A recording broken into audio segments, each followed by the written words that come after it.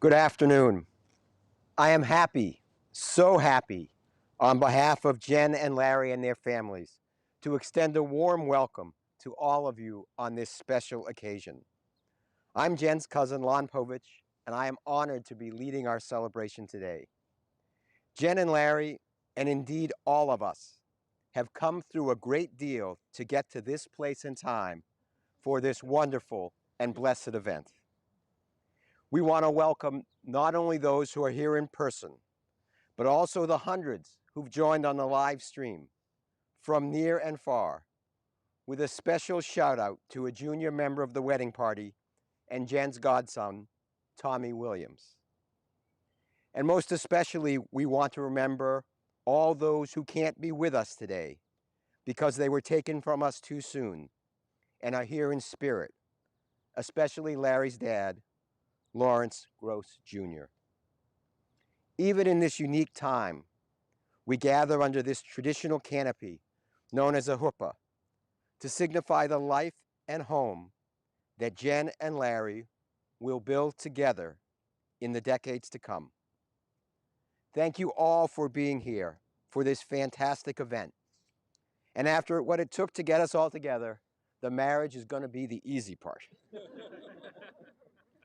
Today, we may be socially distant, but we are emotionally bonded.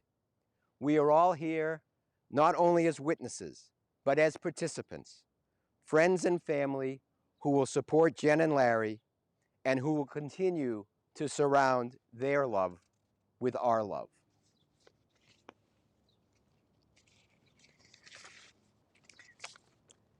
Jen and Larry have been loved and nurtured through the years by their families. So it is appropriate to ask at this time, who gives their blessing as this man marries this woman? Thank you. Thank you. A little concern there for a moment. It is traditional at this point, the officiant says a few hopefully wise words before the legal niceties are exchanged and the marriage becomes official. While I am honored, touched actually, to have this role, I find it a bit of a daunting task. Not so much because it is difficult to send a couple off into marriage, but because this is such a special couple that the words need to be worthy not only of their love, but of their standing as two wonderful, wonderful people who have fallen in love. Today we are celebrating not only the wedding, but this couple. There is a word in Yiddish, a language that combines Hebrew with German. It's beshert, and it means meant to be. This union is beshert, clearly meant to be. As I understand it, the first step in the journey to this day was arranged by the digital yenta of our time, Match.com. Jen and Larry, shall we say, were not rookies at the dating game or the dating app game. But fortunately, they took one more tour through the love algorithm to see if they could find a soulmate. As they have told me, after the usual electronic probing, flirting, and snooping, a date was arranged. Larry picked the location, a cupcake shop. And I think with that choice, the deal was sealed. And I mean the whole deal. For all you need to know about a successful marriage can be learned in a cupcake shop. It's a public place, but when you're at those small tables with another person, there is intimacy too. And a couple needs to be comfortable with both, a public pair and a most private life. The cupcake comes with packaging, but it's what's on the inside that's important, and of course delicious. Strong values and limitless grace are essential elements of a good marriage, and if they are lacking, they cannot be papered over. And finally, while there are plenty of varieties of cupcakes, just as there are many different people and challenges throughout life, you don't have to have the same cupcake every day of your marriage. You just have to both like cupcakes and be able to find something on the menu. But this is not just a day for glib analogies about cupcakes, but a day to speak about love and companionship. And it is clear to all of us that you are not only suited for love for the long term, but for a life of companionship together. There's a wonderful saying by an Indian philosopher: do not fall in love, rise with it. Lasting love is not something that knocks us over, but lifts us up, makes us better people, people who rise to meet each other as equals. So as the officiant, I get to express my hopes, indeed all of our hopes, for the two of you on this special day. That you have many long years to delight in each other's company, to feel gratitude in having found and loved each other, to realize that no one is perfect, and to look for good in all people, including each other, to learn from each other, and to help each other grow mentally, emotionally, and spiritually, to respect each other's likes and dislikes, opinions and beliefs, dreams and fears, to make a home together that is at once welcoming and sheltering, to do meaningful, productive work in the world, to be loved by families near and far, and to delight in each other's life and celebrate the light of your love every day for the rest of your life. As we move to the vows, I'd like to begin with a very short Hebrew prayer, the Shehekianu, that is used to celebrate special occasions. Baruch atah Adonai Eloheinu melech haolam, Shehekianu v'kiyamanu v'higimanu lazman hazeh, which means, blessed are you, our God, sovereign of all, who has kept us alive, sustained us, and brought us to this season. Now we'll move on to the vows. Jen and Larry, do you come here freely and without reservation to enter marriage as companions and living together in equality and as one? Do you promise to love and respect each other today and every day? Okay, Larry, please repeat after me. I, Larry, take you, Jen, I, Larry, take you, Jen, to be my wife, to be my wife, to have and to hold, from this day forward, forward, for better or for worse, for richer, for poorer, in sickness and in health, to love and to cherish, to be your faithful and loving husband, till death do us part.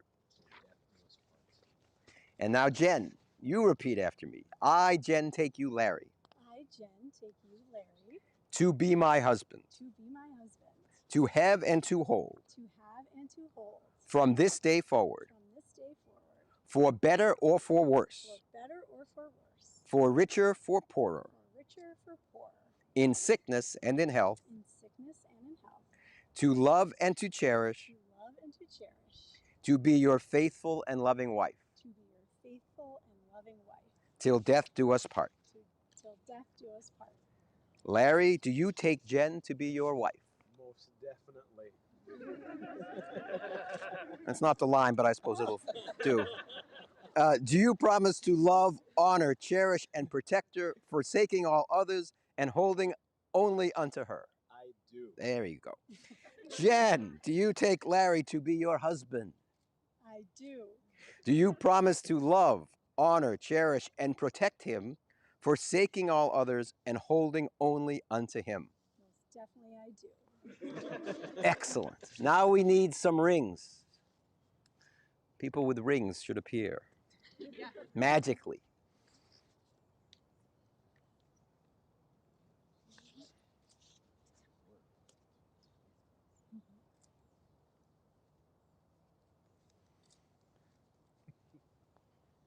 Wedding rings are an unbroken circle of love, signifying to all the union of this couple in marriage.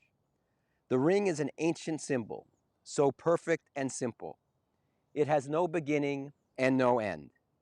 It is round like the sun, like the moon, like the eyes, like the arms that embrace. It is a circle, for love that is given comes back round again.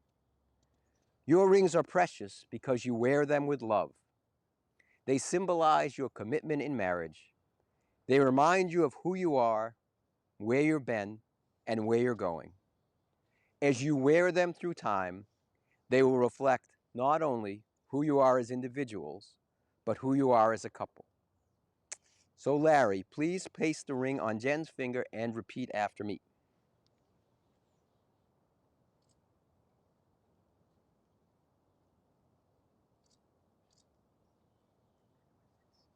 Delicately.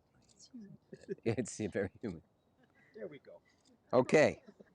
Now we're in the repeating part again, just to Okay. remind you of the instruction. This ring is my sacred gift, This ring is my sacred gift, with my promise that I will always love you, with my promise that I will always love you, cherish you and honor you cherish you and honor you all the days of my life. all the days of my life. And with this ring, And with this ring, I thee wed. I thee wed. That's it.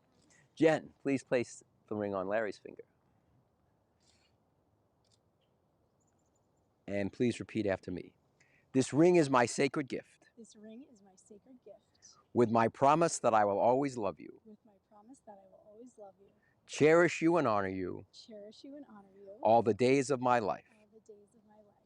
And with this ring, And with this ring, I thee wed. I thee wed. And finally, a blessing from the book of Numbers. May the Lord bless you and keep you. May the Lord make his face shine upon you and be gracious to you. May the Lord lift up his countenance unto you and give you peace. And let us all say, Amen. The final act of this ceremony is the shattering of the glass. This is an old custom that has many, many interpretations. Today, the fragility of the glass suggests the frailty of human relationships. Since even the strongest love is subject to disintegration, the glass is broken to protect the marriage with the implied hope and prayer, may your bond of love be as difficult to break as it would be to put back together these pieces of glass. And after Larry crushes the glass, and I'm sure he can accomplish this, I invite everyone to shout the Hebrew words Mazel Tov, meaning good luck and congratulations. Jamie has the glass.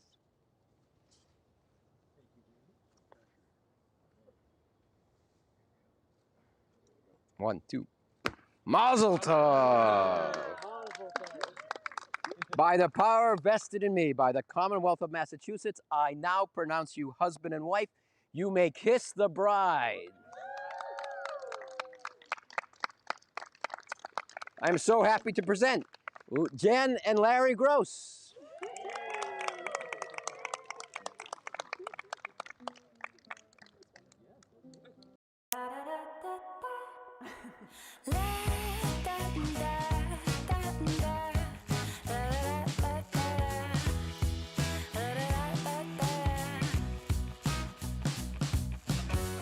Wake up to these better days.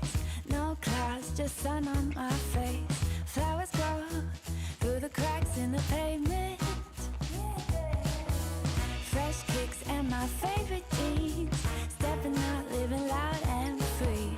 Walking around like a brand new melody. Hear me when I'm singing now. Oh, oh, oh, oh. And it keeps getting better. It only gets better. Oh, oh, oh, oh.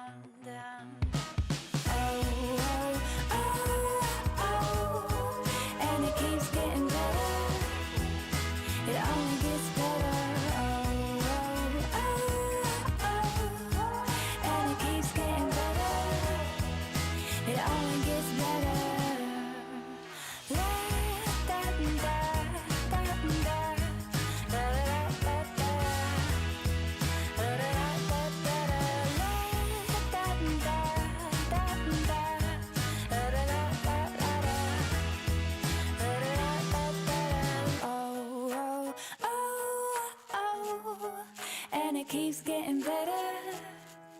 It only gets better.